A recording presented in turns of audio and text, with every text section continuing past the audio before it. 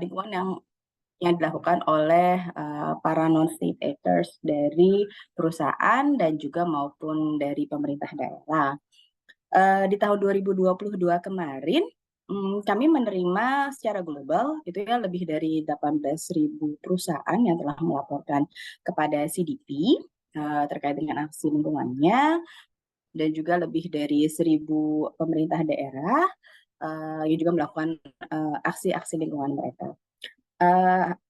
Hal ini tentunya juga didukung atas permintaan para investor dan juga buyers yang ingin memastikan rantai pasok mereka dan juga investasi mereka apakah memiliki seberapa besar identifikasi risiko terkait dengan lingkungannya. Seperti itu.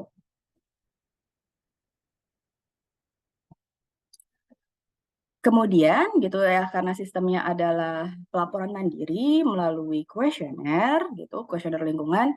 Jadi data-data tersebut kebetulan CDP memegang data global perusahaan tersebut dan pemerintah daerah yang kemudian data-data tersebut dapat digunakan oleh berbagai macam stakeholders untuk dapat digunakan sebagai analisis mereka atau juga digunakan sebagai keputusan investasi mereka dalam kegiatan perekonomiannya, dan juga misalnya contohnya adalah dalam pembuatan kebijakan karena ingin melihat tren gitu ya, dan apa saja aksi-aksi lingkungan yang sudah dilakukan dan juga melakukan identifikasi kira-kira risiko atau mungkin opportunities apa yang ada saat ini yang dan dialami oleh para pemerintah para pemerintah daerah maupun oleh perusahaan ini.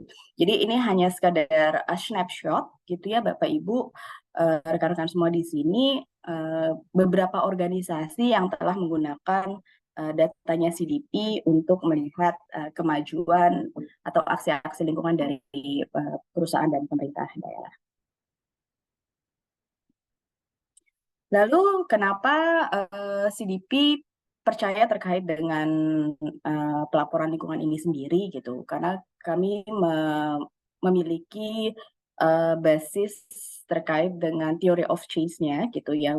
Kenapa kita harus mulai dari pelaporan lingkungan gitu? Sebenarnya dibagi dalam 3 kelompok besar. Yang pertama adalah terkait dengan established foundations atau kita melihat baseline-nya seperti apa.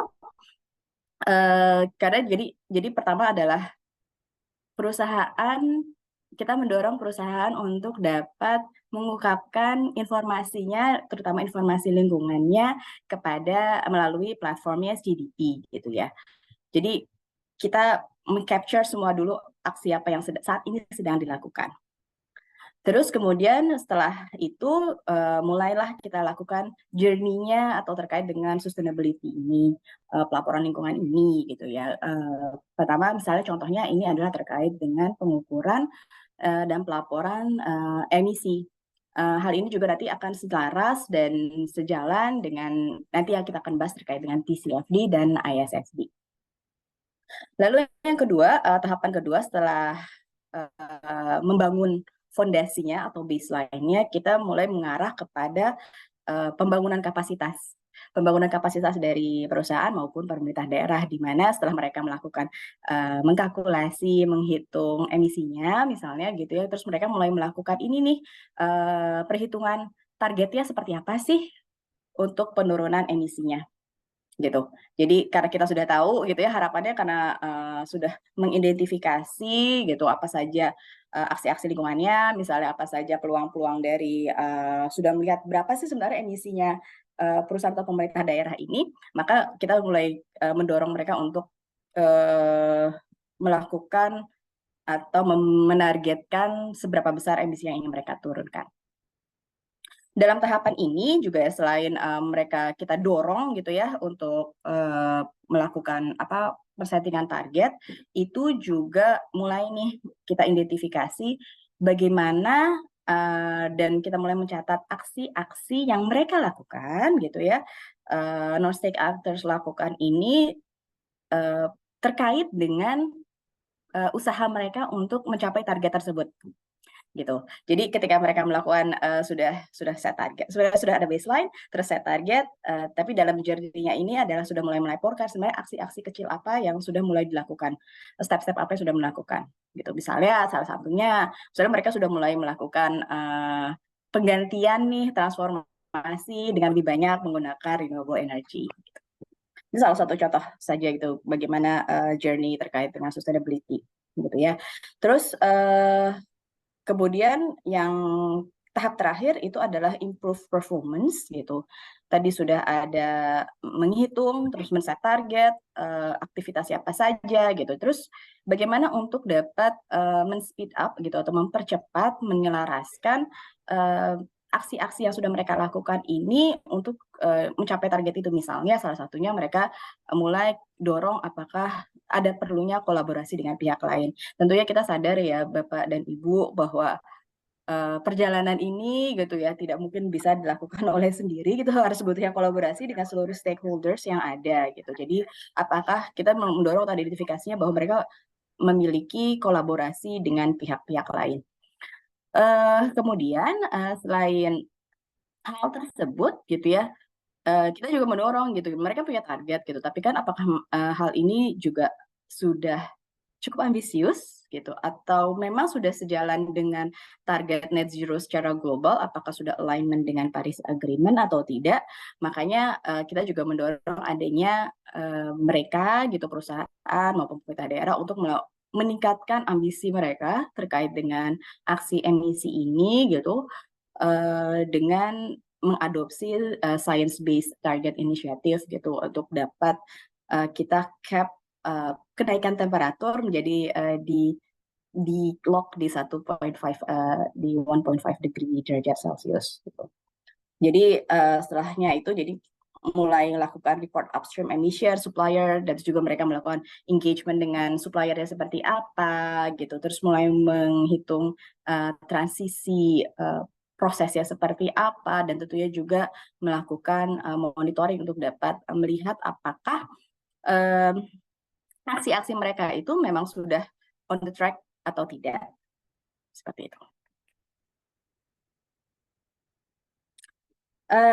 Lalu balik lagi gitu ya kepada tadi sudah saya ceritakan mengenai apa itu CDP, terus kenapa kita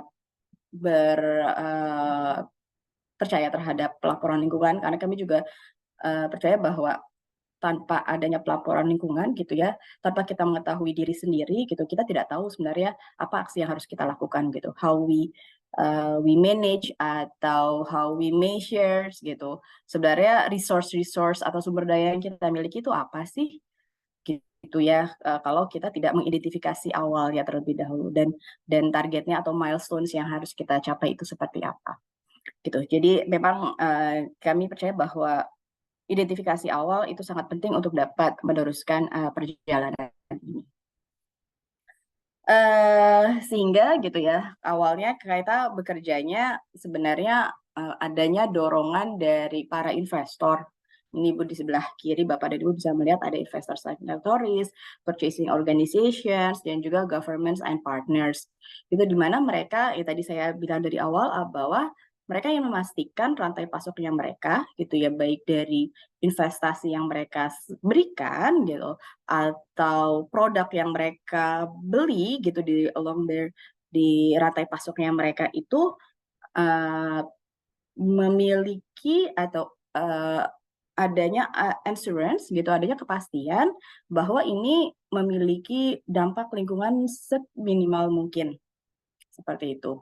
Jadi mereka mendorong bahwa perusahaan yang mereka investasikan atau perusahaan dalam rantai pasok mereka atau pemerintah daerah yang mereka lakukan aktivitas ekonominya itu sudah sejalan dan terhadap aksi-aksi lingkungan yang mungkin mereka sudah memiliki komitmen di awal untuk dapat mendorong atau untuk selaras dengan komitmen lingkungan yang telah dibuat oleh para investor atau purchasing organizations ini. Karena ini hal semuanya terkait dengan lingkungan gitu ya, kami memang dalam topik environment, social, and governance kami berfokus pada topik lingkungan saja gitu ya. Jadi kami mengkategorikan ke dalam 3 topik besar, yaitu perubahan iklim, climate change, water security, terkait dengan ketahanan air, dan forest. Karena kami menganggap 3 topik utama ini adalah merupakan backbone dari isu-isu lingkungan yang ada saat ini, gitu. Dan tentunya nanti kita arahkan gitu keselarasannya dengan TCFD dan juga ISSB framework pendekatan yang diperlukan atau yang akan coba diseragamkan secara global gitu agar dapat kita nilai peers to peers, dan juga karena buminya juga satu ya, kita berpijak di tempat yang sama, jadi harapannya memiliki standar yang sama juga. Seperti itu, dan kemudian nanti akhirnya adalah pelaporan datanya yang sudah dilaporkan melalui kuesioner CDP itu akan di-generate di platformnya CDP, dan sebenarnya data-data ini juga bisa dikembalikan lagi kepada para investor signatories atau tadi pemerintah yang meminta, tapi juga kita buka secara publik gitu. Jadi sebenarnya siapapun bisa melihat gitu bagaimana aksi-aksi dan dapat menilai dengan monitoring sendiri bagaimana apakah dirasa perusahaan tersebut atau pemerintah daerah tersebut masih ada perlu yang ditingkatkan lagi, atau mungkin juga menjadi peluang kolaborasi untuk dapat bersama melakukan transformasi gitu. Jadi memang banyak hal yang bisa kita lakukan dengan data ini gitu ya. Kalau misalnya para investor mungkin jadi, oh ya saya jadinya cukup pede nih gitu ya untuk memberikan investasi saya kepada perusahaan A misalnya gitu. Atau saya melihat progres perusahaan B tidak terlalu tinggi nih gitu ya, dengan melihat melalui laporan aksi lingkungannya gitu. Mungkin juga nanti ada peluang kolaborasi lagi bagaimana kita meningkatkan aksi-aksi lingkungan di perusahaan B misalnya, seperti itu. Jadi memang data-data ini bisa menjadi keputusan gitu bagi para investor, bagi purchasing organization, apakah mereka akan meneruskan gitu investasinya gitu, atau bahkan menyetop gitu ya, atau jadinya peluang untuk dapat berkolaborasi lebih untuk sama-sama bertransformasi gitu, membantu. Jadi peluang-peluangnya teridentifikasi apa saja sebenarnya aksi-aksi lingkungan yang perlu ditingkatkan lagi.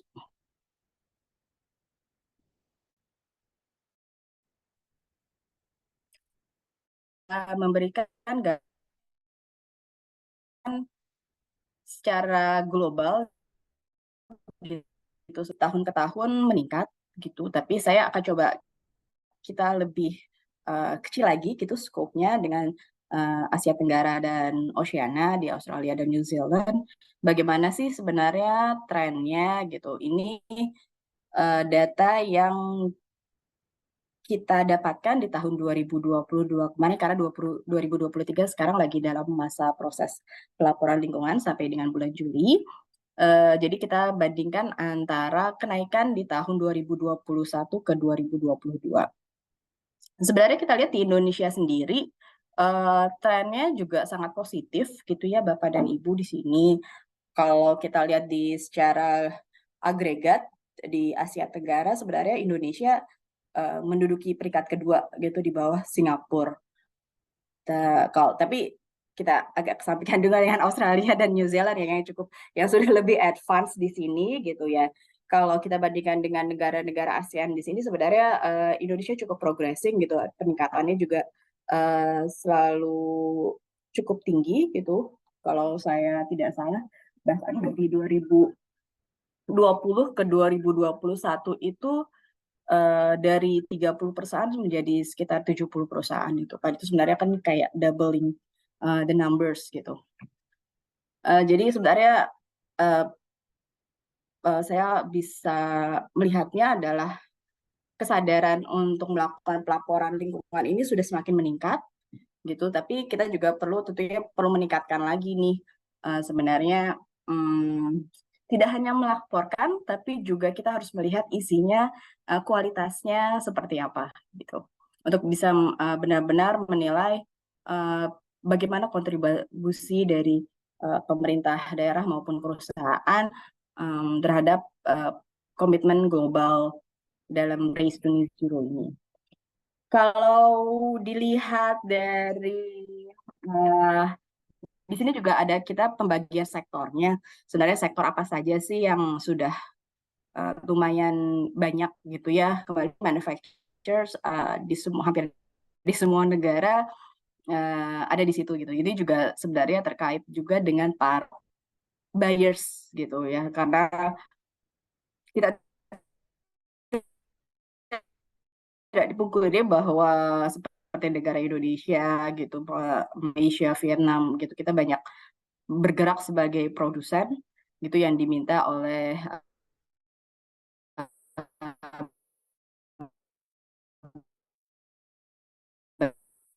buyers di tingkat global gitu.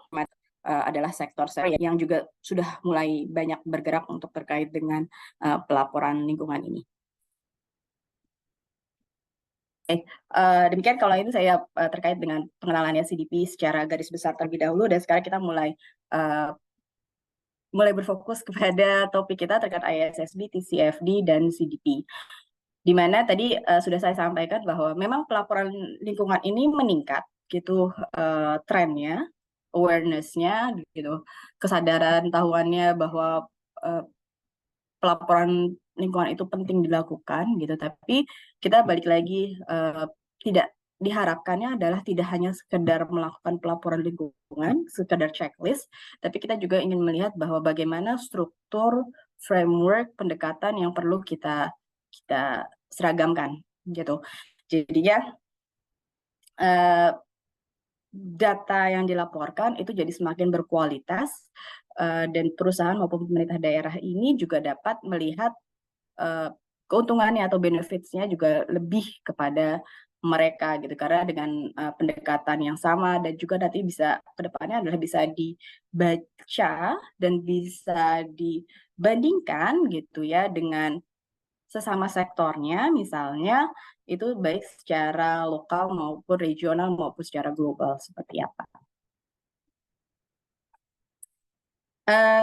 Sebelumnya kita mulai dulu dari mungkin sedikit sejarahnya gitu, kenapa sih sekarang tiba-tiba ada ISSB gitu. Kemarin mungkin Bapak dan Ibu pernah dengar gitu ya, ini aduh ini ada apa lagi ya, pelaporan apa lagi ya, sistem apa lagi ya, pendekatan apa lagi ya, kok terus-terusan gitu ya. Tapi di lain saya memahami hal itu, saya juga pusing sebenarnya Bapak Ibu gitu ya, aduh ini ada lagi framework baru lagi gitu kan, apalagi. Tapi kita juga menyadari bahwa sebenarnya memang bergeraknya ke arah tersebut gitu ya, arahnya memang tersebut karena memang tantangannya juga semakin banyak gitu ya, semakin banyak yang harus dijawab, dan peningkatan ambisi dan aksi ini memang sangat diperlukan di sini gitu. Makanya mungkin di awalnya di tahun 2000, saya awalnya di Climate Disclosure Standard Boards gitu, pertama-tama kali gitu CDSB, di mana CDP juga sangat berperan di situ karena kita juga meng-host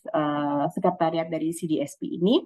Akhirnya diputuskan bahwa untuk dapat kita meleverage atau mencakup lebih banyak dan mendapatkan kepercayaan dari dan keseragaman dengan seluruh pihak gitu, makanya diputuskan untuk digabungkan dengan International Financial Reporting Standard atau IFRS gitu. Jadi di tahun 2022 kemarin gitu. Jadi tidak ada lagi CDSB, jadi semuanya menuju ke IFRS dengan mandat utama adalah untuk membentuklah si ISSB ini, International Sustainability Standard Board gitu ya. Jadi ya diharapkan memiliki pendekatan yang sama, framework yang sama. Jadi tidak ada lagi nih setelah kita ngelihat kalau misalnya di negara A gitu ya, dia cuma fokus kepada governance misalnya. Kalau dia lebih fokus kepada mengidentifikasi opportunities gitu. Tapi diharapkannya adalah semuanya nanti mereka mencakup hal-hal yang memang bisa dipahami oleh seluruh pihak dan mencakup informasi-informasi yang memang benar-benar dibutuhkan gitu oleh seluruh stakeholders, terutama kalau di sini kita melihatnya adalah para financial institutions gitu, para investor gitu. Karena ini kita juga sadar bahwa proses transformasi ini peran dari financial institution itu sangat besar gitu ya dalam mendukung dan mendorong proses ini. Kita juga tidak dapat bergerak kalau misalnya tidak ada resource yang tersedia. Jadi Itu boleh bagi tahu. jadi ini semua terus berjalan gitu prosesnya, sudah ada public konsultasi gitu, di mana kami juga turut terlibat gitu ya dalam proses tersebut, secara aktif juga melakukan memberikan masukan. Tapi memang ini juga agak sedikit tersendat gitu ya, dari awalnya ingin dikeluarkan di akhir tahun 2022, tapi sampai sekarang juga belum. Berita terakhir di bulan April dikatakan bahwa akan dikeluarkan bulan Juni. Kita sudah sampai bulan Juni, kita lihat apakah ini akan di akhir Juni atau secepatnya gitu ya.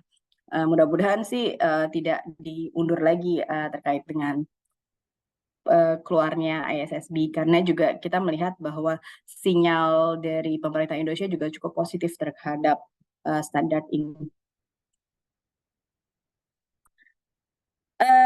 Sedikit mengulas gitu ya Bapak dan Ibu, sebenarnya apa sih ISSB, apa sih isinya gitu. Sebenarnya ISSB sendiri tuh dibagi dua. Ini berdasarkan exposure draft yang sudah dikeluarkan ya Bapak Ibu, sebenarnya ada dibagi dua. Yang pertama adalah terkait dengan general sustainability, yang kedua adalah lebih terkait dengan climate disclosure, terkait dengan itu. Jadi kalau misalnya di sini Bapak dan Ibu bisa melihat bahwa kalau sustainability yang di sini masih cukup general level gitu ya. Jadi topiknya cukup sebenarnya cukup luas gitu ya. Tapi ya cukup luas tapi belum terlalu mendalam gitu. Sebenarnya topik apa? Jadi mungkin sebenarnya kalau langkah awal memang kita tetap harus melakukan yang pertama ini gitu ya. Langkah awal kalau misalnya kita benar-benar masih di baby step banget gitu, masih melakukan baru perkenalan terkait dengan ini menjadi hal yang penting untuk diterapkan terlebih dahulu. Lalu yang kedua adalah terkait dengan climate exposure graph, di mana ini sudah lebih fokus terhadap isu climate related risk dan opportunities gitu. Kalau tadi masih terkait dengan sustainability, risk dan opportunities, yang ini sudah fokus terhadap climate atau perubahan iklim. Dimana kalau misalnya Bapak dan Ibu sebelumnya sudah pernah mengenal atau mendalami dengan framework TCFD, mungkin ini akan menjadi lebih mudah, karena kalau berdasarkan exposure draft-nya gitu, ini sangat mengadopsi gitu ya apa yang ada, pendekatan yang sudah di rekomendasi yang sudah dikeluarkan oleh TCFD. Gitu. Jadi sama sebenarnya adanya physical risk opportunities, metrics dan target. Gitu. Jadi kalau misalnya Bapak dan Ibu sudah cukup familiar, itu akan sangat membantu. Tapi nggak usah takut, kita masih punya banyak waktu gitu ya untuk dapat mempelajarinya dan memahaminya lebih lanjut gitu, karena berhubung ini juga belum keluar gitu secara resmi, tapi sebenarnya harapannya adalah kita juga sudah mulai mempersiapkan diri untuk menghadapi kira-kira permintaan global seperti apa nanti ke depannya. Mengupas satu-satu gitu, nanti kita akan kaitkan dengan ISSB dan TCFD yang tadi dikatakan bahwa align gitu, bisa dibilang fully align gitu, atau sebenarnya ya udah mirip gitu ya, terkait dengan, jadi tidak sia-sia juga sebenarnya apa yang sudah dilakukan awalnya terkait dengan TCFD, karena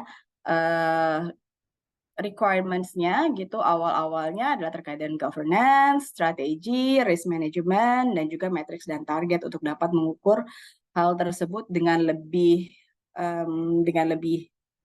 seksama gitu, dan juga kita melihat monitoring progresnya seperti apa.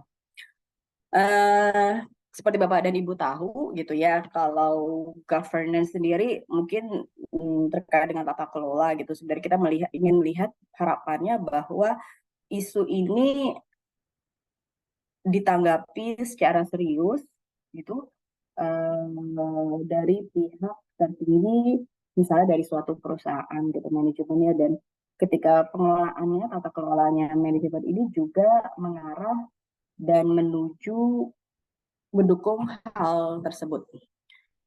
Jadi ada kontrol, ada monitoring, memanage, hal ini ada di tataran level governance. Yang kedua, terkait dengan strategi, di mana tadi sudah ada tata kelolanya gitu, terus turun ke strateginya. Jadi memahami, mendorong perusahaan ini, tapi arahnya sebenarnya kemana sih yang ingin dicapai oleh perusahaan tersebut misalnya gitu ya. Kalau dari di sini beberapa contohnya adanya identifikasi terkait dengan risk dan opportunities, terus model uh, di rantai pasoknya seperti apa, nanti ketika pemegang keputusan untuk pengambilan strategi ini seperti apa, dan juga ini juga terkait dengan resource yang ada, misalnya secara financial maupun juga secara dengan human resources-nya gitu. Itu kan tidak bisa dilepaskan satu sama lainnya gitu ya. Jadi di sini masukkan bagaimana vision missions dari perusahaan gitu terhadap atau mengadres terkait dengan isu-isu climate ini. Terus yang ketiga terkait dengan risk management gitu, tadi harapannya adalah di yang strategi sudah ada nih risk dan identifikasi risk dan opportunities ya gitu, tapi harapannya adalah tidak berhenti di situ gitu. Kita sudah mengidentifikasi, lalu kita melihat bagaimana langkah-langkah selanjutnya, bagaimana kita memanage risiko-risiko yang potensialnya nanti akan muncul gitu dalam bisnis operasi perusahaan misalnya gitu kan. Tapi juga diharapkan adalah tidak hanya kita punya memanage risiko gitu tadi kayak di strategi, tapi kita juga melihat nih sebenarnya peluang-peluangnya kalau kita melakukan transformasi seperti apa sih. Itu juga yang sebenarnya kita tidak bisa memungkiri ya bahwa pergerakan ekonomi ini harus tetap dilakukan gitu. Kita kita kita memang memiliki ancaman, kita sangat terancam gitu ya dengan adanya kondisi perubahan iklim gitu. Tapi kita juga tidak lepas adalah bagaimana kita harus tetap survive gitu. Kita juga bagaimana tetap menjalankan roda kehidupan ini gitu. Jadinya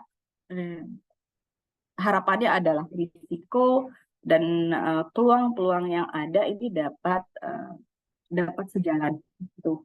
Mungkin dengan nanti ya ada transformasi itu memberikan peluang ke market baru, atau dengan adanya pengelolaan risiko jadinya sebenarnya perusahaan bisa berlanjut atau kegiatan ekonomi terus berlanjut tanpa putus gitu. Jadi tidak jadi gulung tikar atau semacam misalnya seperti itu. Salah satu contohnya. Eh, Terus terkait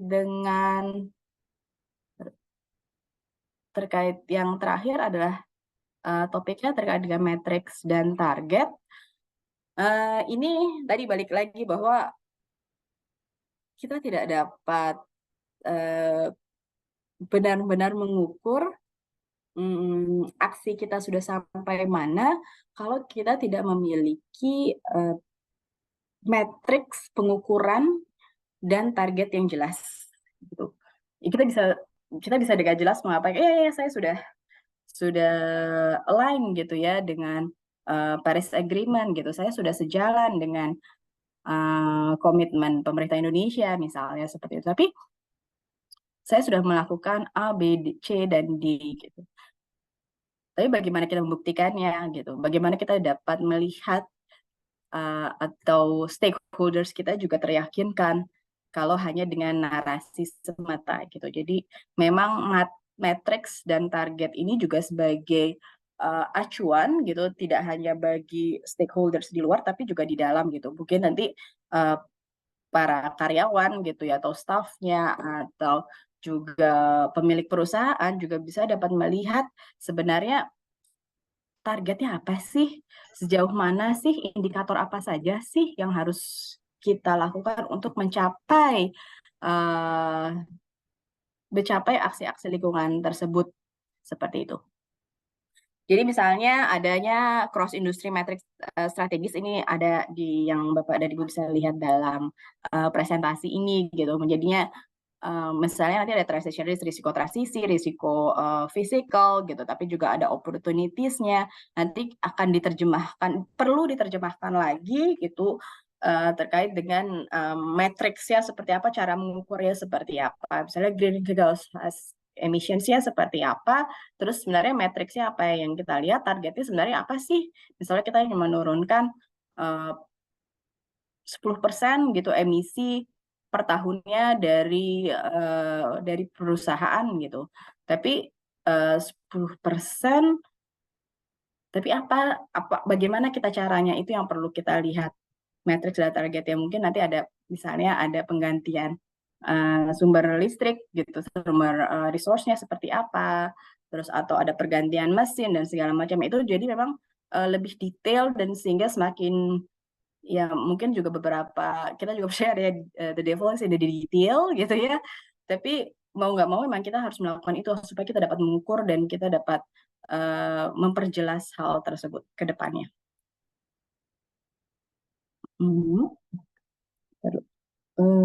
Kok bisa tiba-tiba?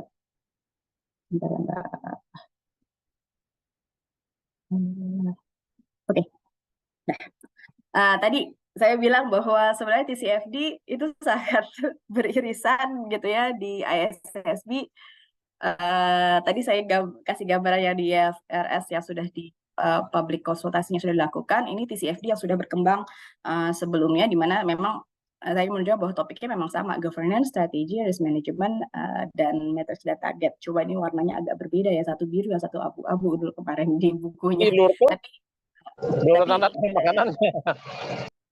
intinya adalah memang isinya yang diminta sama. Lalu balik lagi gitu ya, sudah ada pendekatan framework yang diberikan, guidance-nya seperti apa. Tadi garis besar ada governance, terus ada strategi, ada risk management dan matrix dan target. Tapi itu kan masih dalam tataran sebuah framework pendekatan gitu. Tapi bagaimana kita menerjemahkan hal tersebut gitu ke hal-hal yang lebih detail lagi itu seperti apa. Jadi oleh karena itu gitu ya, kembali lagi CDP ingin membantu gitu bagaimana menerjemahkan framework tersebut gitu. Jadi melalui kuesioner CDP tadi dengan aksi lingkungannya itu kita breakdown itu seperti apa, governance itu apa, strategi itu kira-kira seperti apa, risk management dan matrix dan target itu seperti apa gitu. Jadi merupakan sebuah turunannya gitu ya untuk dapat membantu perusahaan pemerintah daerah dalam menerjemahkan rekomendasi framework tersebut gitu. Jadi dari TCFD recommendation keluarlah CDP questions yang akan lebih mendetailkan sampai dengan level matrix dan targetnya gitu. Tapi kita juga menyediakan guidance-nya gitu, seperti apa perusahaan maupun pemerintah daerah untuk dapat bisa mengisi atau aksi-aksi apa yang perlu dilakukan gitu. Apa saja hal yang perlu kita lihat ke depannya dalam jangka horizon waktu pendek, menengah, dan juga panjang. Terakhirnya adalah CDP scoring, di mana ini menunjukkan best practice dari matrix dan target yang sudah ada gitu. Kita melihat sebenarnya sudah sejauh mana sih dan bandingannya juga dengan peers-nya dengan sektor yang sama. Jadi sebenarnya kita di CDP sendiri juga sudah melakukan pemetaan mapping gitu governance dari tadi 4 pilar tadi ke dalam CDP questionnaires. Jadi misalnya tadi di governance ini salah satu contohnya saja. Di governance ada disclose organization governance around climate risk and opportunities gitu. Diminta adalah describe the board's oversight related risk and opportunities. Itu sudah diterjemahkan dalam questionnaire CDP climate misalnya contohnya di sini di modul 1.1b gitu. Kalau misalnya kita lihat risk management, misalnya contohnya topik dengan risk management recommendation disclosures gitu. Kalau kita lihat ada permintaan describe how process for identifying, assessing, dan managing climate related risk itu juga sudah diadopsi atau diterjemahkan di questionnaire CDP di modul 2 di pertanyaan 2.1 dan juga 2.2 seperti itu gitu. Jadi memang kalau misalnya nanti Bapak dan Ibu melihat questionnaire CDP, kita juga menginformasikannya bahwa ini align dengan TCFD dari topik yang mana itu pasti Bapak dan Ibu bisa melihatnya nanti lebih jelas di questionnaire CDP. Ini saya hanya memberikan snapshot-nya saja. Terus kalau yang ini gitu kebetulan kita juga kan di Indonesia juga sudah ada peraturan gitu ya yang mendorong terkait dengan pelaporan lingkungan gitu. Kita tahu ada POJK nomor 51, kita juga tahu ada proper yang dikeluarkan oleh KLHK, kita juga punya standar indikator gitu ya, indikator terkait dengan TPB gitu di nasional seperti apa gitu. Jadi di tahun 2022 kemarin kami juga bekerja sama dengan JRI, kita coba memetakan sebenarnya di bagian mana sih sebenarnya questionnaire CICDP maupun JRI standard itu dapat align gitu, dapat mensupport tidak hanya framework yang dikeluarkan di global gitu ya, tapi juga terkait dengan peraturan-peraturan di Indonesia gitu. Alhamdulillah sejalan gitu tentunya gitu. Kita juga mendorong pelaporan lingkungan di Indonesia gitu, dan jadi ketika Bapak dan Ibu melakukan pelaporan lingkungan itu sebenarnya satu data bisa digunakan untuk banyak hal gitu. Ketika Bapak dan Ibu misalnya diminta di POJK ada terkait dengan environmental cost gitu, sebenarnya ini juga sudah terjawab di CDP questionnaire di climate change questionnaire misalnya di sini di modul cukup banyak gitu ya, modul 2, 3, 4, 8, 9 gitu. Di GRI standarnya ada di GRI 2012. Terus ini juga tentunya terkait dengan TCFD tadi yang nanti juga mudah-mudahan tidak berubah gitu dengan ISSB-nya, itu juga tetap sejalan dimasuk dalam terkait dengan strategi di mana memang perlu diidentifikasi masalah kemampuan finansial dan kira-kira alokasi yang dibutuhkan untuk proses transformasi ini gitu. Dan juga nantinya kita lihat lagi nih, dan sebenarnya tentunya juga searah dengan indikator SDG nasional dan proper. Selanjutnya saya juga ingin memberikan informasi sebenarnya gimana sih langkah-langkah perusahaan di Indonesia gitu, aksi-aksi perusahaan Indonesia sendiri dalam kaitannya di TCFD. Tadi karena saya berhubungan TCFD, CDP questionnaires ada 3 terkait dengan lingkungan, yaitu climate change, water security, forest, di mana climate change itu banyak terkait dengan risiko dan opportunities terkait perubahan iklim, terus juga GHG emissions, terus juga bagaimana setting target terkait climate, kalau water banyak terkait dengan sama sih kalau misalnya di setiap questionnaire sebenarnya kami juga menyiapkan risiko dan opportunities merupakan suatu pertanyaan wajib gitu ya Bapak dan Ibu. Terus bagaimana misalnya kalau water juga lebih terkait dengan bagaimana jumlah air yang kita gunakan, seberapa jauh kita memiliki ketergantungan terhadap air yang ada dari suatu perusahaan. Kalau misalnya terkait dengan forest gitu ya, komoditi yang paling paling utama saat ini adalah terkait dengan timber, kayu, terus pulp and paper, kelapa sawit, soy, kedelai, dan juga terkait dengan beef. Juga ingin melihat bagaimana aktivitasnya, land based aktivitasnya terkait dengan aksi-aksi lingkungan ini.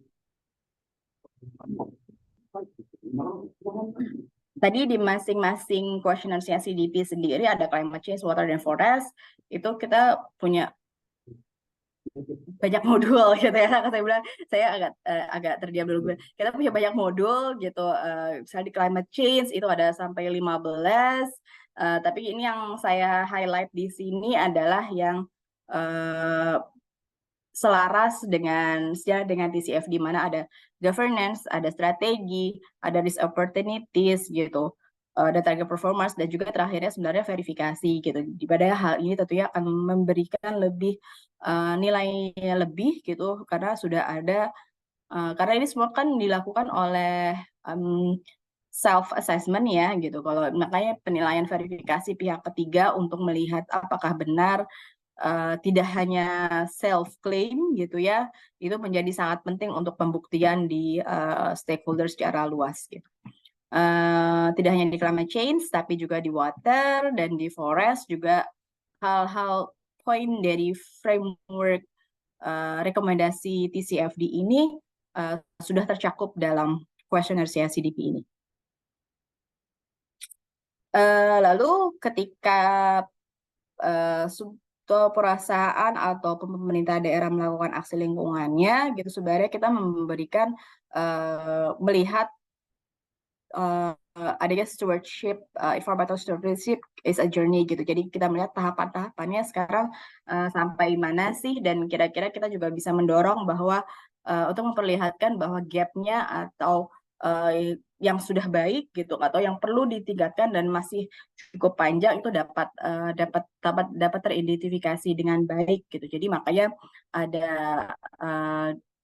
scoring D, C, B, dan A sebagai leadership-nya gitu, di mana pada umumnya ketika perusahaan baru memulai journey-nya ada di tingkat D nih gitu ya, disclosures. Tapi ini merupakan suatu hal yang perlu kita apresiasi gitu ya Bapak dan Ibu, karena hal ini juga tidak mudah gitu untuk memulai melakukan pengungkapan lingkungan gitu, aksi-aksi tersebut gitu. Tapi nanti harapannya adalah terus meningkat jadi C, jadi B, dan menjadi A, sehingga seluruh aksinya ini gitu, perusahaan-perusahaan ini maupun pemerintah daerah ini sudah sejalan dengan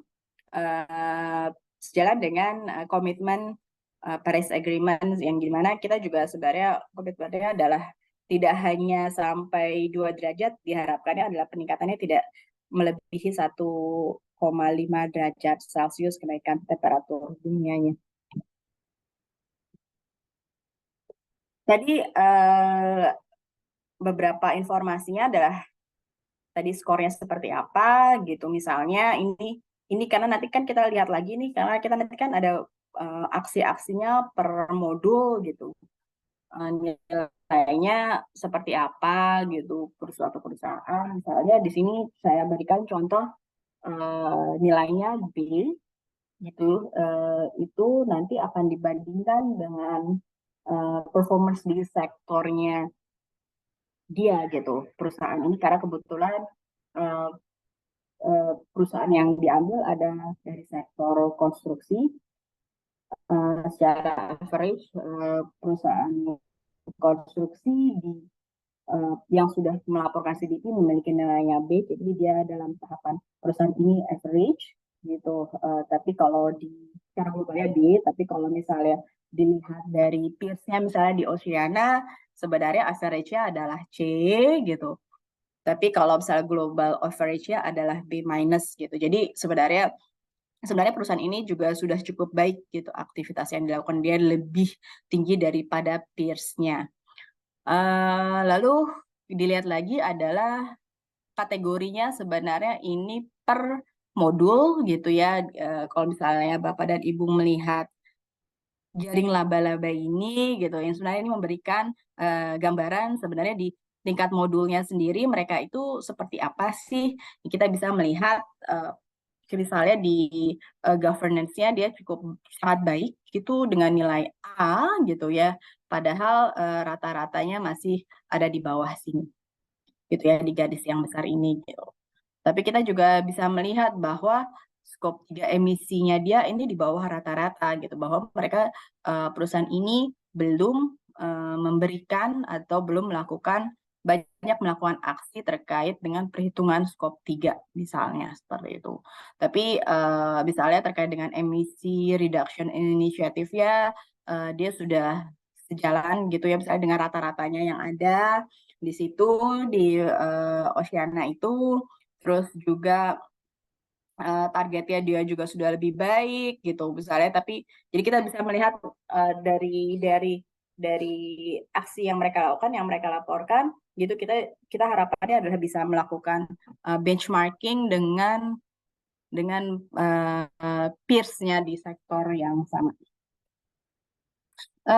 Lalu di sini juga kalau misalnya Bapak dan Ibu kategori scores benchmarking ini juga akan nanti kan lebih detail lagi sebenarnya, penerjemahan juga dari tadi diagram laba-laba spider ini yang sudah saya jelaskan sebelumnya di sebelah kiri. Terus di sini saya ingin tadi kan di awal sudah saya sampaikan bahwa di tahun 2022 kemarin kita di Indonesia ada sekitar 100 perusahaan yang sudah melakukan pelaporan lingkungannya melalui platform CDP gitu. Kalau berdasarkan pilar di TCFD gitu terkait dengan governance misalnya, ini beberapa analisa yang kami lakukan sebenarnya ini sudah ada gitu board oversight on climate change, ini mayoritas mereka sudah miliki.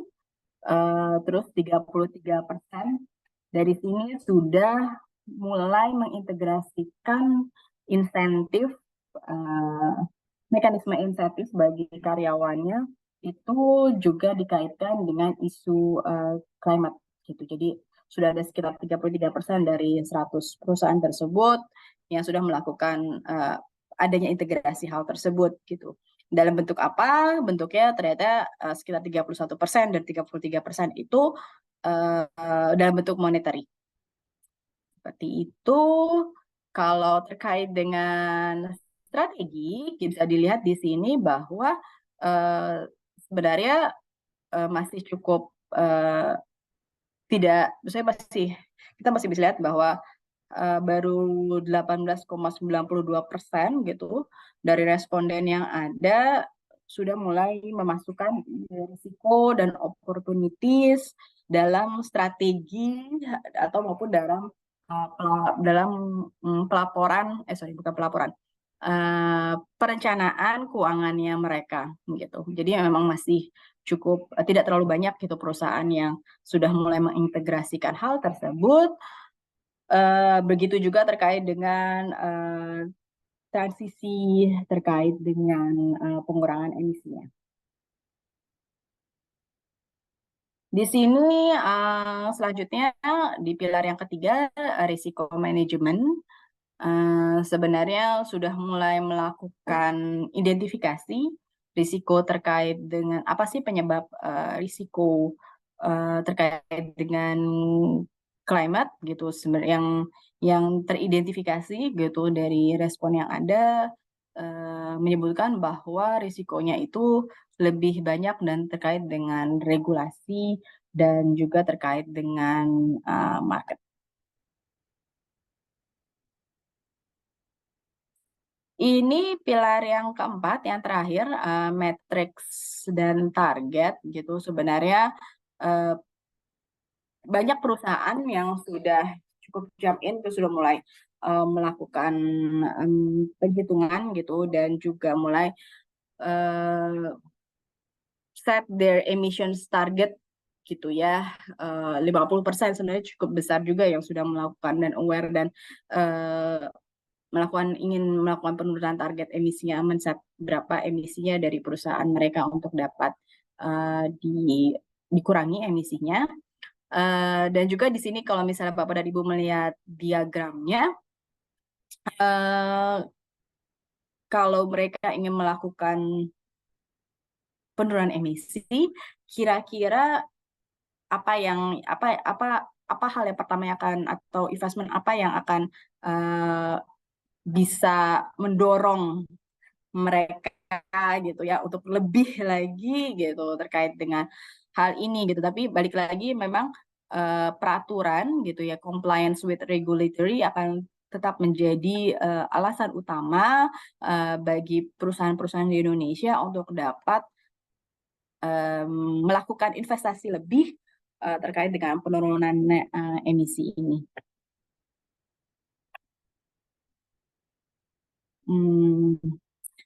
Ini sudah memasuki deck-deck terakhir. Saya juga hanya ingin menceritakan bahwa kalau misalnya di CDP itu tadi yang pelaporan lingkungannya itu kita lakukan tiap tahun dan juga kuesionernya juga kita update tiap tahun. Jadi memiliki cycle sendiri dari pelaporannya. Jadi kalau dari tahun ini kita mulai buka di bulan April dan akan ditutup sebenarnya di bulan di bulan September. Tapi kita kan karena ada periode scoring gitu ya, kalau misalnya perusahaan atau pemerintah daerah yang ingin mendapatkan skor itu akan ditutup di tanggal 26. Tapi platformnya sendiri baru akan ditutup tanggal 27 September. Jadi bagi perusahaan atau pemerintah daerah yang memilih untuk tidak dilakukan skor tapi hanya lakukan pengungkapan saja, itu masih bisa melakukan pelaporannya. Dan biasanya di awal tahun depan kita melakukan kita merilis hasil dari laporan-laporan tersebut gitu yang sudah kita lakukan gitu. Jadi nanti para stakeholders secara publik dapat melihat perusahaan atau pemerintah daerah aksi-aksinya seperti apa di tahun pelaporan 2023 ini. Ini apabila misalnya nanti Bapak dan Ibu tertarik lagi gitu, ini beberapa pelaporan di CDP gitu ya. Kami juga membuat beberapa analisa gitu terkait dengan metode untuk di 2023 kalau ingin melakukan pelaporan dan juga bagaimana CDP align dengan TCFD dan juga dengan SDGs dan juga informasi-informasi terakhir juga terkait dengan TCFD. Nanti Bapak dan Ibu akan mendapatkan presentasinya, juga akan bisa melakukan klik di tautan tersebut. Baik, demikian saya sampaikan Bapak dan Ibu. Apabila ada pertanyaan atau kita ingin berdiskusi lebih lanjut terkait dengan isu ini, saya persilahkan. Dan sebelumnya saya kembalikan dulu kepada Mbak Amalia. Terima kasih. Terima kasih Ibu Oki untuk pemaparannya. Ya, baik Bapak Ibu, apakah ada pertanyaan terkait dengan presentasi yang baru saja dilakukan? Ada, Bu. Oh ya, boleh Pak Karno, silahkan. Ya, makasih Bu Amalia. Ya, Bu Oki, terima kasih apresiasi untuk presentasi. Saya menyampaikan pertanyaan. Yang pertama itu, kalau tadi melihat paparan itu Bu, mohon maaf. Kalau nggak salah ingat tadi disampaikan Indonesia ini tuh baru dapat 100 ya Bu ya. Nah, kalau itu adalah emiten dan kalau nggak salah emiten itu sekarang angkanya 500, kenapa Bu baru capaiannya 20%? Itu satu. Artinya apa ada kendala yang dan seterusnya. Yang kedua adalah mengenai ini Bu tadi itu ya, apa di linknya itu saya belum melihat tadi mengenai data itu bisa CDP data itu linknya di mana, yang di terakhir itu belum kelihatan, Bu. CDP data itu bisa di mana diperoleh. Dan yang terakhir itu kan kaitan daripada CDP, terus TFCD dan ISSB itu gambaran konkretnya itu, mohon maaf kalau saya salah memahami, Bu, tolong dikoreksi. Jadi kan yang ISSB itu kan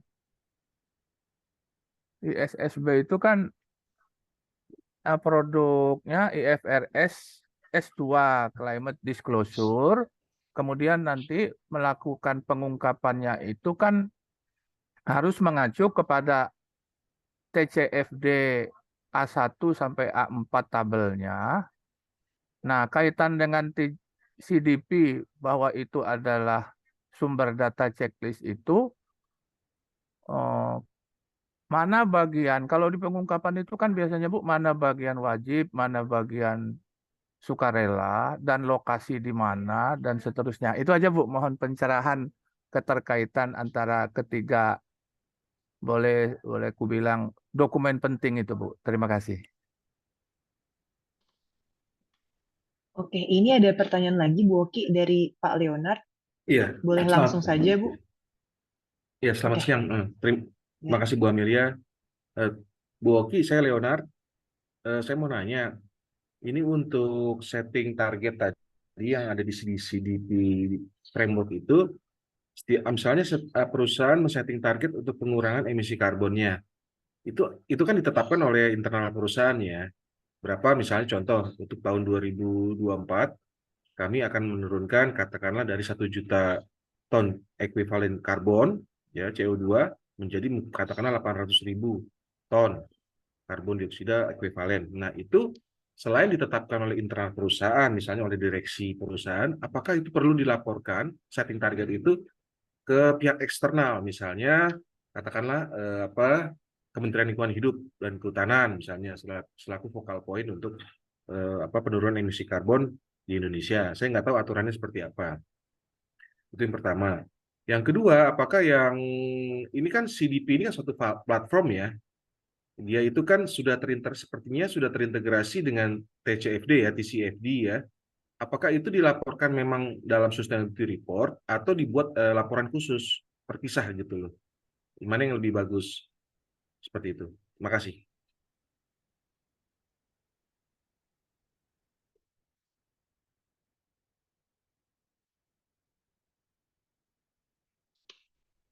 Ya, boleh langsung dijawab, Ibu Oki? Baik, terima kasih banyak Mbak Amalia. Terima kasih banyak Pak Karmel dan Leonard atas pertanyaannya. Untuk Pak Karmel terkait kenapa masih sedikit disclosure-nya 100, sedangkan tadi Bapak Bilal sebutkan kalau misalnya secara emiten sebenarnya ada sekitar 500 gitu ya Pak ya di Indonesia. Sebenarnya karena tadi saya sampaikan datanya adalah yang sudah melakukan pelaporan melalui platformnya CDP, Bapak. Jadi karena melakukan pelaporan ke CDP bersifat voluntary gitu, jadi kami tidak jadi memang sangat membebaskan gitu kepada perusahaan, misalnya emiten itu untuk melaporkan ke CDP atau tidak gitu. Memang tergantung dari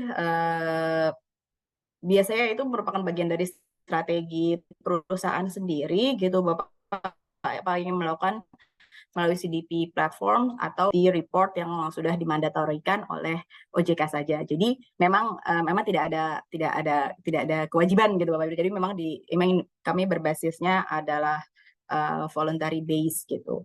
Kalau dilihat sendiri gitu sebenarnya dari 100 perusahaan ini itu tidak seluruhnya emiten Pak Karmel gitu. Jadi memang masih sekitar setengahnya gitu juga adalah perusahaan private gitu.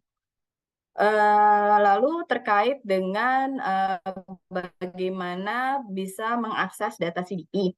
Sebenarnya, tadi mungkin saya tidak menyampaikan, tidak memberikan gambarannya, tapi sebenarnya Bapak dan Ibu bisa melihat, bisa segera bisa mengunjungi saja website CDP di www.cdp.net gitu. Kalau misalnya Bapak dan Ibu nanti ke bagian search gitu ke perusahaan, bisa langsung melakukan kategori misalnya per kategorinya Indonesia gitu, perusahaannya apa saja, pemerintah kotanya apa saja bisa dilihat. Memang ada di datanya sendiri gitu, ada perusahaan memiliki kebebasan Bapak dan Ibu untuk dapat memilih sebenarnya ingin mengungkapkannya secara publik atau tidak. Tapi memang lebih banyak yang mengungkapkannya ke publik daripada tidak gitu. Jadi tapi nama perusahaan itu akan ada gitu. Tapi nanti mungkin ada beberapa perusahaan yang tidak, ketika Bapak dan Ibu klik itu hanya akan keluar misalnya skornya saja gitu. Tapi tidak bisa dapat nilainya, tidak dapat bisa melihat isi apa yang mereka laporkan di kuesioner CDP. Tapi ketika misalnya tadi kan saya menyebutkan bahwa ada beberapa tahapan penilaian dari skornya itu, suatu perusahaan tidak akan mencapai nilai A gitu leadership itu apabila pelaporan yang mereka tidak diungkap atau tidak dapat dilihat di publik. Seperti itu juga salah satu kriteria penilaiannya gitu ketika untuk menjadi leadership, bahwa mereka harus menunjukkan bahwa transparansi aksi lingkungannya mereka. Lalu bagaimana yang terakhir pertanyaan dari Pak Karmel, keterlibatan atau mungkin interlink koneksi antara ISSB, TCFD, dan juga CDP. Tadi saya menggambarkannya adalah ISSB sekarang masih dalam tahap proses drafting ya Bapak dan Ibu. Jadi harapannya sih sebenarnya tidak publik konsultasi yang dilakukan gitu. Tapi di dalam sana tadi kalau misalnya tadi ada dua dokumen gitu, dokumen 1 dan dokumen 2. Kalau misalnya kita lihat yang dokumen 2 yang climate disclosure itu di mana mereka mengadopsi terkait dengan TCFD gitu Bapak dan Ibu. Nah, kalau misalnya mereka melakukan adopsi TCFD gitu, bagaimana kaitannya dengan CDP? Sebenarnya kan ini hanya bersifat framework garis besarnya, pilar-pilarnya seperti apa, lalu bagaimana mendetailkannya. Nah, ketika mendetailkan dari 4 pilar tersebut, disitulah CDP hadir. Gitu, misalnya ada bagian tadi governance, bagian strategi, risiko, manajemen risiko, dan juga matriks dan target. Tadi yang sudah saya sampaikan dalam modul kuesioner CDP, bagian-bagian mana saja yang sebenarnya menjawab rekomendasi dari TCFD, 4 pilar TCFD tersebut. Begitu, semoga mudah-mudahan ini dapat menjawab Pak Karmel. Tapi kalau misalnya nanti Pak Karmel masih ada pertanyaan lagi, dipersilahkan. Selanjutnya saya ingin ke Pak Leonard terkait dengan setting emisi ya, pertanyaan pertamanya gitu. Ini karena dilakukan internal, apakah nanti juga perlu disampaikan dengan eksternal? Sebenarnya itu merupakan kebijakan dari perusahaan kalau menurut saya pribadi, Pak. Tapi kan kalau misalnya dilaporkan dalam sustainability report, sebenarnya target nanti ke depannya harapannya framework ISSB yang mengadopsi TCFD ini menjadi framework ketika penulisan pelaporan lingkungan sebagai report ini. Lalu karena kalau misalnya sudah mengadopsi hal tersebut, berarti ada pilar, matriks, dan target. Jadi diperlukan bahwa target yang ingin dicapai itu perlu target perusahaan yang dicapai itu perlu diungkapkan juga dalam pelaporan lingkungan ini. Ketika sudah melakukan pelaporan lingkungan ini gitu ya, berarti sebenarnya itu sudah sudah disampaikan secara luas kepada stakeholders gitu. Kalau misalnya di questionnaire-nya CDP terkait dengan matriks dan target yang sudah di perusahaan itu ditanyakan dalam modul kami. Jadi juga ketika perusahaan sudah memiliki target misalnya penurunan emisi, bahwa itu juga perlu diungkapkan di situ gitu. Jadi ketika apakah itu menjadi kewajiban untuk disampaikan dengan stakeholder, saya merasa kalau misalnya itu sudah menjadi bagian permintaan dari sustainable report, itu menjadi suatu kewajiban untuk menyampaikannya ke stakeholder secara luas. Lalu bagaimana dengan CDP platform dan juga dibuat laporan khusus? Sebenarnya begini, Pak Leonard, kalau CDP memang memiliki platform, jadi platform khusus. Jadi ketika perusahaan atau pemerintah daerah melakukan pelaporan lingkungannya itu berbasis komputer ya, jadi tinggal diisi secara live dokumen gitu. Iya, makasih Pak. Terus sebenarnya harapannya gitu, kalau misalnya nanti itu tidak merupakan pelaporan khusus, jadi kayak modelnya Bapak dan Ibu mengisi kuesioner, pertanyaan A jawabannya apa, pertanyaan B jawabannya apa, pertanyaan C jawabannya apa gitu. Dan itu saling terkaitan satu sama lain. Tapi nantinya harapannya sebenarnya kalau misalnya Bapak dan Ibu sudah melakukan pelaporan di CDP ini, platform ini sebenarnya ini bisa menjadi bahan dasar diekspor gitu ya, untuk dapat dibuat jadi sustainability report perusahaan Bapak dan Ibu, karena framework dari ISSB dan /TCFD ini sudah terintegrasi di situ. Jadi tinggal dibuat, mungkin dipercantik narasinya seperti apa, tapi topik-topik poin-poinnya itu sudah ada sebagai guidance di dalam questionnaire-nya CDP. Begitu Pak Leonard, semoga bisa membantu, tapi kalau misalnya ada pertanyaan lebih lanjut, dipersilahkan Pak. Boleh nanya atau lagi yang lain. satu atau dua pertanyaan, Mbak Oki? Boleh nanya saya? Ya, boleh Pak Leonard, silakan. Oke. Ini kan tadi saya baru lihat websitenya yang bagus ya, cdp.net itu. Itu kalau misalnya suatu perusahaan nih, katakanlah kita bisa tahu nggak emisi karbon rata-rata di industri, misalnya industri baja seperti itu. Apakah ada tersedia di situ? Apa kita harus jadi member dulu ya? Jadi maksud saya, apakah CDP yang di .net ini merupakan information hub juga untuk mengetahui rata-rata industri emisi karbonnya, itu penurunan emisi karbonnya atau emisi yang dilepaskan rata-rata seperti itu. Karena kan tadi kan bicara kota, Pemda, sepertinya ada ya. Itu aja, terima kasih.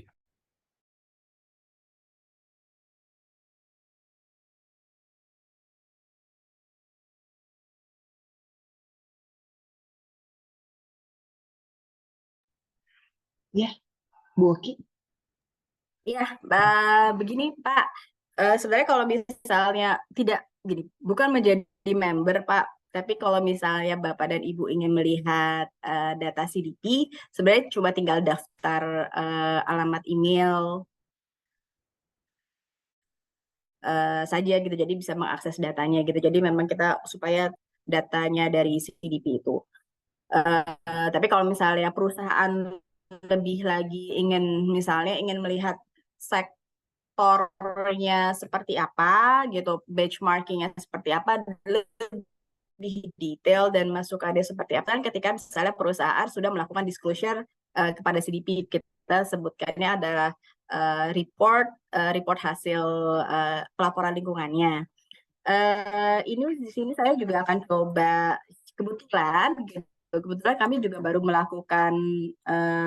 baru mengeluarkan sebenarnya platform baru. Saya taruh di chat Bapak dan Ibu. Ini tapi memang ini masih dalam skala global gitu, tapi sudah ada sektornya dan emisinya seperti apa. Jadi Bapak dan Ibu nanti bisa lihat di situ kalau dari per sektornya berapa, bisa melihat secara garis besar berapa perusahaan yang sudah disclose di per negara atau per region atau global, dan juga ada berapa emisinya. Jadi memang kita harapkan adalah kita ini adanya tracker dari aksi-aksi perusahaan terhadap race to net zero ini, Pak Leonard. Kami juga memang ada beberapa tracker lagi, Pak Leonard, Bapak dan Ibu lainnya sebenarnya, tapi kalau ini yang masih untuk umum gitu, tapi kami juga ada yang untuk platform untuk informasi terkait dengan pemerintah gitu ya. Jadi memang itu dashboardnya agak khusus gitu. Jadi per negara kira-kira komoditinya apa, terus juga ada apanya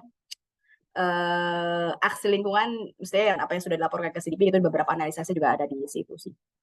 Begitu Pak Leonard. Lebihnya memang terima banyaknya. kasih. Terima kasih, Bu. Sama-sama Pak. Dan Pak. Ya, baik Bapak Ibu yang lain, apakah ada pertanyaan?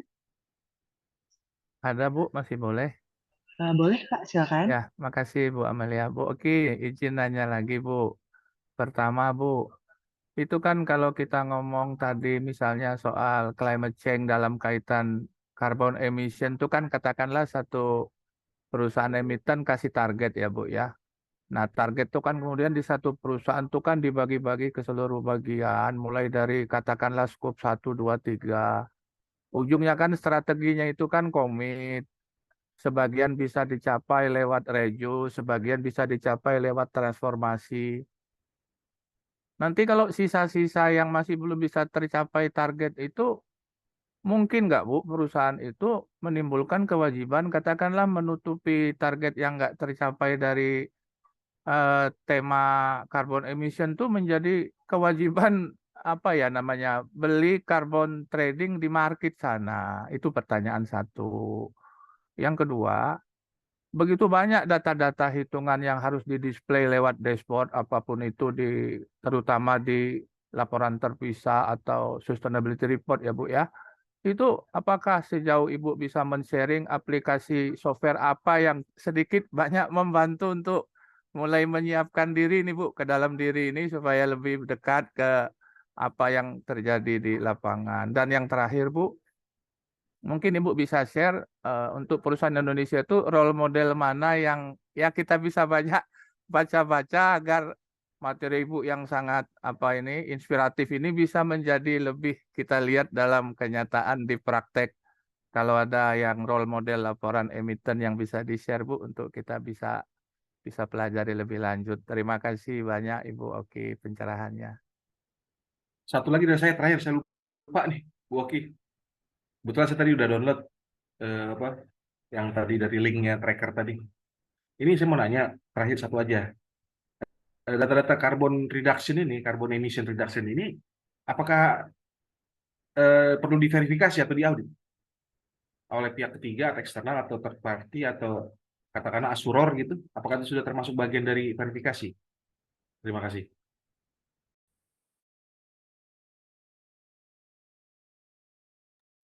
Baik, terima kasih Pak Karmo dan Pak Leonard. Waduh, saya tidak menyangka ini pertanyaan banyak ya Pak ya, dan susah-susah lagi. Mudah-mudahan bisa menjawab gitu dan dapat dipahami juga. Sebelum saya lupa terkait dengan Pak Leonard, apakah ini diverifikasi atau tidak? Jadi memang dalam kuesioner CDP gitu ada satu modul Pak di bagian verifikasi gitu, apakah seluruh aktivitas ini sudah diverifikasi atau belum. Jadi ketika misalnya perusahaan melakukan verifikasi oleh pihak ketiga gitu ya, karena memang CDP sendiri tidak bisa melakukan verifikasi Pak gitu. Jadi memang harus di pihak ketiga untuk kita bisa netral gitu kan ya Pak ya. Ini akan menjadi dapat nilai tambah gitu. Ketika dia belum melakukan verifikasi tidak apa-apa gitu. Kita memang kita mendorong prosesnya ini adalah step by step gitu. Kami sangat menghargai gitu ya kalau misalnya perusahaan oke, saya akan melangsungkan langsung A sampai Z gitu secara bersamaan, tapi kita juga memahami bahwa source dari perusahaan atau pemerintah daerah itu tidak sama dan kebutuhan juga tidak sama. Jadi mungkin mereka memiliki bukan target tapi memiliki mengalokasikan untuk sesuatu yang lebih yang lebih penting, urgent atau bagi mereka di saat ini gitu. Jadi memang verifikasi merupakan hal yang penting ketika kita melakukan atau penurunan emisi, itu akan menjadi lebih kredibel gitu ya Bapak dan Ibu, dan sehingga di CDP itu akan mendapatkan nilai yang lebih tinggi lagi dibandingkan perusahaan yang belum melakukan verifikasi oleh pihak ketiga. Begitu Pak Leonard. Kalau saya ke Pak Karmel, terkait ini, aduh Pak, susahnya Pak terkait dengan ABCD carbon trading nih Pak, gitu ya. Sebenarnya kalau misalnya dari CDP sendiri gitu, kalau kita merujuk juga terkait dengan Science Based Target Initiative, kita menyadari gitu Pak, Ibu, bahwa ketika proses melakukan transformasi penurunan emisi itu tidak bisa dilakukan secara bersamaan. Maksudnya secara sekaligus, oke saya besok tahun depan akan 50%. Itu kita mulai ini saja lah ya Bapak Ibu, kita menghadapi kenyataan saja itu merupakan suatu hal yang sangat sulit gitu. Jadi memang ada sedikit demi sedikit langkahnya yang perlu dilakukan gitu. Jadi semakin kita membreakdown, kita dapat menyusun target dan aksinya lebih detail, itu akan semakin lebih baik dan kita dapat bisa mengukur aksi-aksi apa saja yang bisa kita lakukan secara smart mungkin ya, dapat secara aksinya dapat dilakukan achievable, timely, juga memang sesuai dengan kemampuannya, tapi juga tidak less ambitious gitu kan Pak. Kita juga tetap perlu meningkatkan ambisi. Dan ketika kita sudah memulai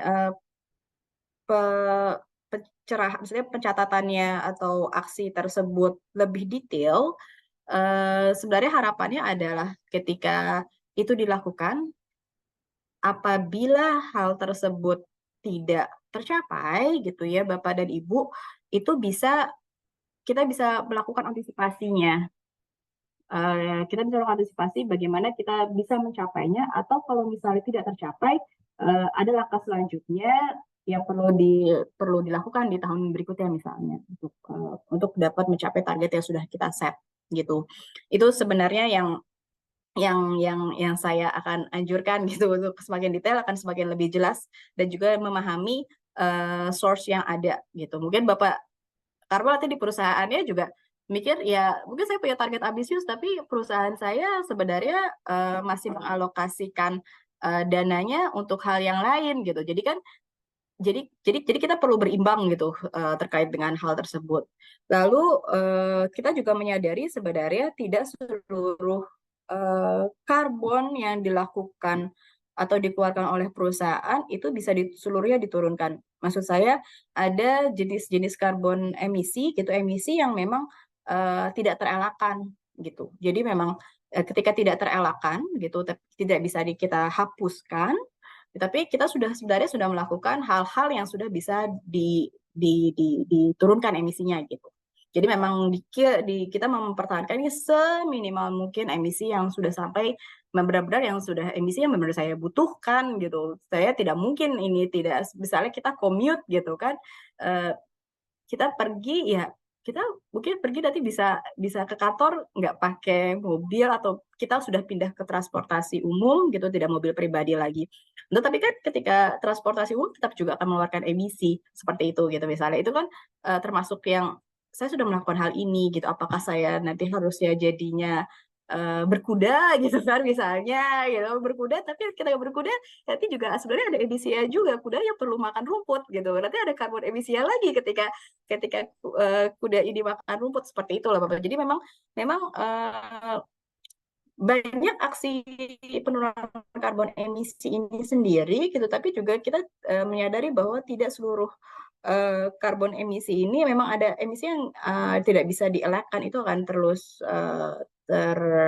tetap ada gitu. Jadi kalau terkait dengan carbon market gitu, dari kami sendiri sebenarnya kami mendorongnya adalah perusahaan untuk melakukan transformasi pada dirinya sendiri terlebih dahulu, semaksimal mungkin, gitu, semaksimal mungkin untuk menurunkan emisinya sampai titik ada emisi yang memang tidak bisa terelakkan gitu ya.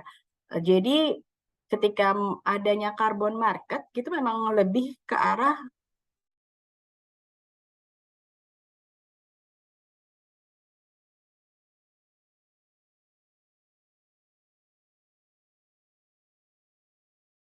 tuh.